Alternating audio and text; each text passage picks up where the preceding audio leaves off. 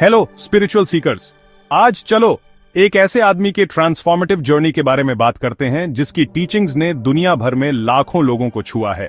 रजनीश ओशो 11 दिसंबर 1931 को मध्य प्रदेश के छोटे से गांव कुचवाड़ा में जन्मे। ओशो का जीवन सादगी से शुरू हुआ, लेकिन उनका दिमाग बिल्कुल ऑर्डिनरी नहीं था। छोटी उम्र से ही ओशो ने धर्म, परंपराओं और सोसाइटल नॉर्म्स पर सवाल उठाए। जहां दूसरे बच्चे खेलते थे, ओशो सोचते थे, हम जो करते हैं वो क्यों करते हैं, बिना सवाल किए फॉलो करना सही है क्या? यही सवाल उनकी इनक्रेडिबल जर्नी के फर्स्ट स्टेप्स बने। ओशो का मानना था कि हम जो भी बाहर ढूंढते हैं वो असल में हमारे अंदर ही होता है।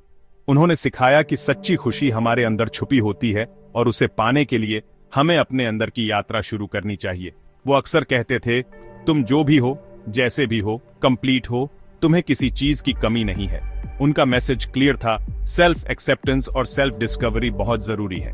परंपराओं से अलग हटकर ओशो ने जीवन को अपने असली स्वरूप की खोज के रूप में देखा। उन्होंने मेडिटेशन, प्यार और अवेयरनेस के महत्व पर जोर दिया। जीना सिर्फ सांस लेना नहीं है, उन्होंने कहा, जीने का मतलब है अवेयरनेस के साथ सांस लेना। ओशो ने अपनी जर्नी भारत में शुरू की, यूनिवर्सिटीज में पढ़ाते हुए, लेकिन उनका दिल और दिमाग हमेशा कन्वेंशनल एजुकेशन सिस्टम से परे भटकता रहा। वो चाहते थे कि लोग अपने असली स्वरूप को पहचानें, एक ऐसी खोज जो कोई किताब या करिकुलम पूरी नहीं कर सकती। इसी ने उन्हें 1970 में यूएसए में रजनीशपुरम नाम का एक आश्रम बनाने के लिए प्रेरित किया, जहां लोगों ने मेडिटेशन और सेल्फ डिस्कवरी की कला सीखी।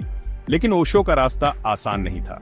उनकी टीचिंग्स का विरोध हुआ क्योंकि उन्होंने सोशिएटल और रिलीजियस नॉर्म्स को चैलेंज किया। बहुतों ने उन्हें गलत समझा, फिर भी ओशो ने कभी हार नहीं मानी। उनका मानना था, अगर आप एक इंसान को नहीं समझा सकते तो दुनिया कैसे बदलेंगे। वो हमेशा कहते थे, अगर तुम खुद से प्यार नहीं कर सकते तो दूसरों से कैसे करोगे। यही उनकी टीचिंग थी जो पूरी दुनिया में फैल रही थी।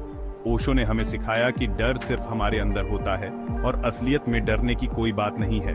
उनके विचारों ने न सिर्फ रिलीजियस लाइफ बल्कि सोशल लाइफ को भी प्रभावित किया, लोगों की सोच बदली। उन्होंने बताया कि सच्ची आजादी सिर्फ बाहरी नहीं बल्कि अंदर की बेड़ियों को तोड़ने से मिलती है। उनकी टीचिंग्स ने लाखों लोगों की जिंदगी बदल दी और उनके फॉलोअर्स आज भी उन्हें अपना गाइड मानते हैं। ओशो की कहानी हमें सिखाती है कि अगर आप अपनी बिलीफ्स पर अड़े रहते हैं तो कोई भी चैलेंज आपको नहीं रोक सकता। उन्होंने हर पल अपनी पहचान बनाने और दूसरों को एनलाइटन करने में बिताया।